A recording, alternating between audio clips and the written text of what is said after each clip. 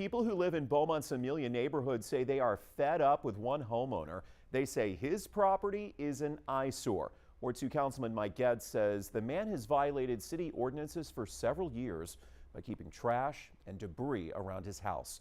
Good evening to you. I'm Jordan Williams. Councilman Getz says the man agreed to have his front yard cleaned up by next Thursday or face the consequences. 12 News reporter Ebony Coleman is here tonight. Ebony, I understand you talked to that homeowner off camera, getting some new information tonight.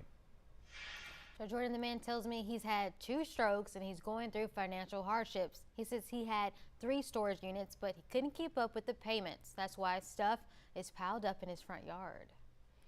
He's bringing down the value of the community, the neighborhood. Calandra Sims has lived in the Amelia neighborhood for 10 years. She spent the last 3 years staring at this home and its clutter. He ended up putting the privacy fence up so we couldn't see it, but it's stuff in the back as well. Sims says she and several of her neighbors filed complaints with Ward 2 Councilman Mike Getz. We have a homeowner that continues to bring trash and debris onto his property.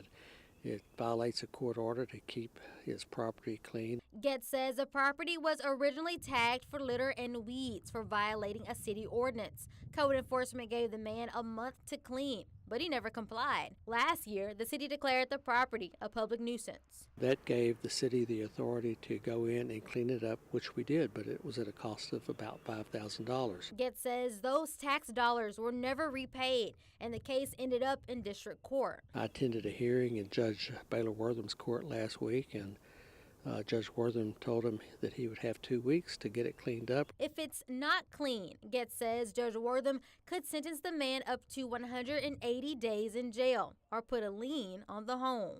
Whenever the house is sold, the city's going to get its money. When you choose to live in the city, you also are choosing to comply with city ordinances.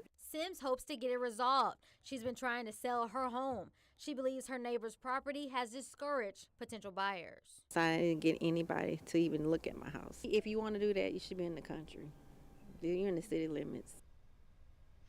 Again, I spoke to the property owner off camera. The owner tells me he plans to have the front yard cleaned up and presentable by next Thursday. That's March 20th. In studio, Ebony Coleman, 12 News.